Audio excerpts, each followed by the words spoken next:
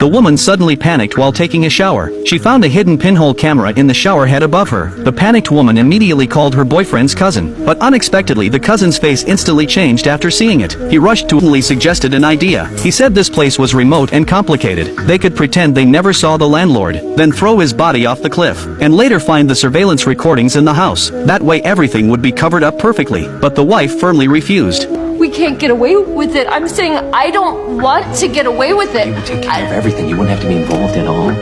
You're not listening to me. I'm not going to live the rest of my life knowing that we killed some guy and didn't do anything about it. Seeing the others were determined to do this, the wife helplessly walked into the room, deciding not to interfere anymore. Soon Jack and the others moved the body out of the tub. After carefully cleaning the blood at the scene, the three carried the landlord's body to the cliffside, then without hesitation threw it down. But what they never expected was, just as they returned to the villa after throwing the body, they saw car lights flashing at the entrance. They hurried forward to check, and found it was the wife trying to drive away. They immediately shouted for her to stop, but the wife completely ignored them. Instead, she stepped hard on the gas and sped away. The cousin loudly questioned Jack, was the wife going to call the police? But Jack trusted his wife completely. He comforted the cousin not to overthink, and said the most important thing now was to find the surveillance recordings from the cameras. But what they did not expect at all was that the wife's leaving had nothing to do with this matter. It turned out just now when they were disposing of the body, the wife, who was home alone, suddenly heard the sound of running water upstairs. But when she went upstairs, she found the water sound was coming from the TV, and what was playing on it was the video of Jack and Lisa cheating in the bathroom last night. Watching the heated scene in front of her, the wife could hardly believe her eyes. She did not know how to face the others outside, so she chose to drive away from here. Meanwhile, back at the villa, Jack and the others were still searching separately for the hard drive of the cameras, because the range of such wireless cameras was limited. They believed the storage drive must be in this house. But just as Jack was searching in the bedroom, his phone suddenly received a text asking for help, and the one who sent it was his wife, who had just left. It turned out just minutes earlier, the wife was driving planning to leave, but the car suddenly lost control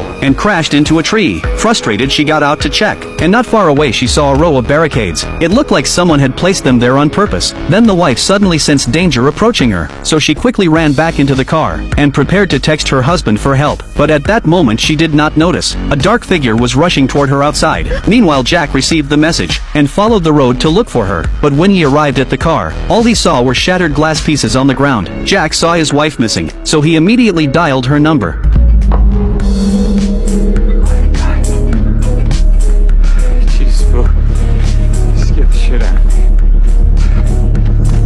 Before Jack could react, a mysterious man suddenly rushed out, then used a tool to kill Jack. It turned out this hooded man was the one who installed the cameras, and he was the real landlord of this rental house. His greatest hobby was peeping and killing young couples, and this luxury villa on the mountain was his bait to lure victims. He would first set up cameras all over the villa, then hire an old man to pretend to be the landlord, and use cheap prices to attract young people to vacation here, while he hid behind the cameras to watch everything. Then when the tenants finished their stay and were ready to leave, he would appear and kill them one by one. And the old man who died earlier was not killed by the cousin, but by the mysterious man sneaking into the bathroom when no one was watching. But Lisa and the others did not know this. At that moment they were still searching for the receiver in the villa. Then the cousin's phone also received a text, and the sender was Jack, who just died. But this time the content of the text was no longer a call for help. It was the video of Jack and Lisa cheating in the bathroom. Don't look at that.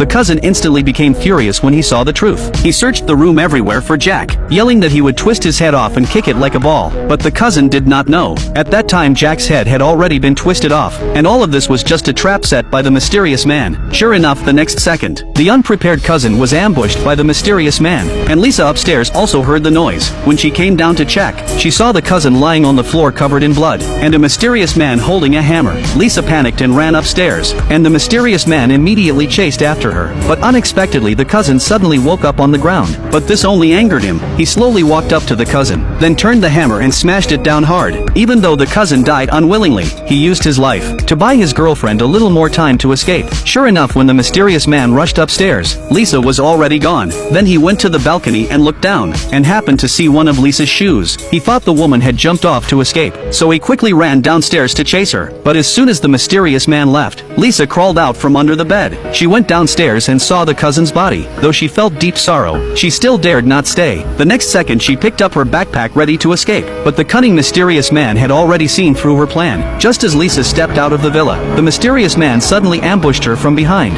In panic, Lisa pulled out a fruit knife from her bag and stabbed the mysterious man's face hard. Then she rolled down the stairs taking the chance and ran straight into the forest without looking back. Seeing the mysterious man chasing her again, Lisa could only run desperately. But at this time fog suddenly rose in the woods, making it impossible for Lisa to tell directions. She had not run far before stepping into the air and falling into a cliff. By the time the mysterious man rushed over, below the cliff was only the raging sea. No sign of Lisa at all. In the end of the movie, the mysterious man calmly cleaned up his tools, then returned to the villa again. As usual, carefully checked the surveillance equipment, and quietly waited for the next batch of prey to take the bait.